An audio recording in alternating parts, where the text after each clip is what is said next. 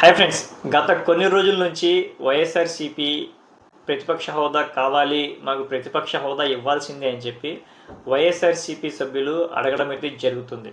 మరి దానికి పవన్ కళ్యాణ్ గారు రీసెంట్గా వైఎస్ఆర్సీపీకి ప్రతిపక్ష హోదా రాదు, వచ్చే 5 సంవత్సరాలు కూడా ప్రతిపక్ష హోదా ఉండదు అని చెప్పి క్లియర్గా అయితే చెప్పారు.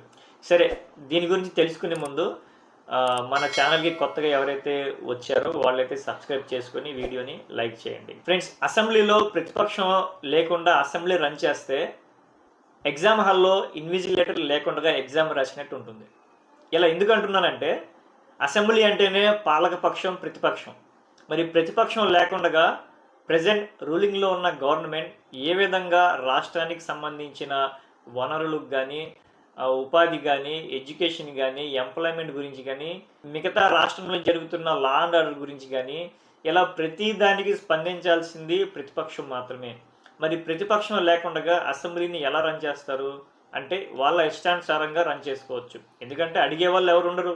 ఆల్రెడీ కూటమి ప్రభుత్వంలో క్లబ్ అయిన జనసేన కానీ, బీజేపీ పార్టీ కానీ, వాళ్ళు ఎలాగో కూటమి ప్రభుత్వాన్ని క్వశ్చన్ చేయడానికి ఆస్కారం లేదు. ఎందుకంటే they are also one of the part of the government. మరి కూటమి ప్రభుత్వంలో ప్రతిపక్షం వాళ్ళని అడగడానికి ఎవరు ఉన్నారు అంటే ఒక్క వైఎస్ఆర్సీపీ పార్టీ మాత్రమే కనిపిస్తుంది. అఫ్కోర్స్ రాజ్యాంగంలో మరి ప్రతిపక్ష హోదాకి కంపల్సరీ 10% సీట్లు ఉండాలి, మరి కాన్స్టిట్యూషన్లో ఉందా లేదా అనేది డిబేటబుల్. అది సో కాన్స్టిట్యూషన్స్ని రాజ్యాంగం ఏం చెప్తుంది అనేది పక్కన పెడితే 2015 ఢిల్లీలో జరిగిన ఎలక్షన్స్లో ఆమ్ ఆద్మీ పార్టీకి 70 సీట్స్లో 67 సీట్లు ఆమ్ ఆద్మీ పార్టీ విన్ అయింది. మిగతా 3 సీట్లు కూడా బీజేపీ పార్టీ గెలిచింది. మరి ఆ టైంలో అరవింద్ కేజ్రీవాల్ గారు గౌరవించి బీజేపీ పార్టీకి 3 సీట్లే ఉన్నా సరే ప్రతిపక్ష హోదా ఇచ్చి గౌరవించారు.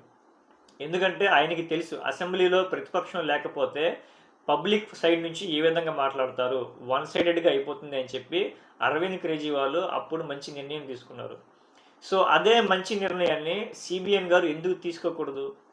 ఒకవేళ సిబిఎన్ గారు కూటమి ప్రభుత్వం చేస్తున్న పనులన్నీ మంచి జరుగుతున్నాయి అని వాళ్ళు అనుకుంటున్నారు కాబట్టి, మరి ప్రతిపక్షానికి ప్రతిపక్ష హోదా ఇస్తే వాళ్ళు అడుగుతున్న క్వశ్చన్స్కి మీ దగ్గర ఆన్సర్ ఉంటుంది కదా, మీరు ఫైట్ చేయగలుగుతారు కదా. మరి ఫైట్ చేయనన్నప్పుడు మీరు భయపడుతున్నారు కాబట్టి ప్రతిపక్ష హోదా వైఎస్ఆర్సీపీకి ఇవ్వట్లేదు. ఒకవేళ మీరు చేస్తున్నది, మీరు పరిపాలన బాగుంది అనుకుంటే మీరు ప్రతిపక్ష హోదా ఇస్తే మీకు ప్రాబ్లం ఏంటి అనేది చిన్న డిబేటబుల్ ఇక్కడ. సో గవర్నమెంట్ అనేది అసెంబ్లీ రన్ చేయాలి అంటే ప్రతిపక్ష హోదా కంపల్సరీ ఉండాల్సిందే. ప్రతిపక్ష హోదా లేకుండా అసెంబ్లీని ఏ విధంగా రన్ చేస్తారు? మిమ్మల్ని ఎవరు, మీకు ఆన్సరబుల్ ఎవరు, క్వశ్చనబుల్ ఎవరు? మీరు పెట్టే బిల్స్కి కానీ, మీరు ప్రవేశపెట్టే ఏదైనా సరే అసెంబ్లీలో సంబంధించింది అడగాలి అంటే ప్రతిపక్షానికి మాత్రమే అది అవకాశం ఉంటుంది.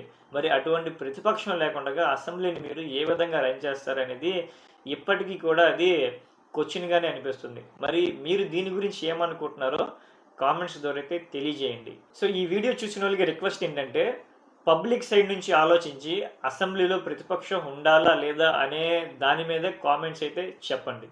Thank you.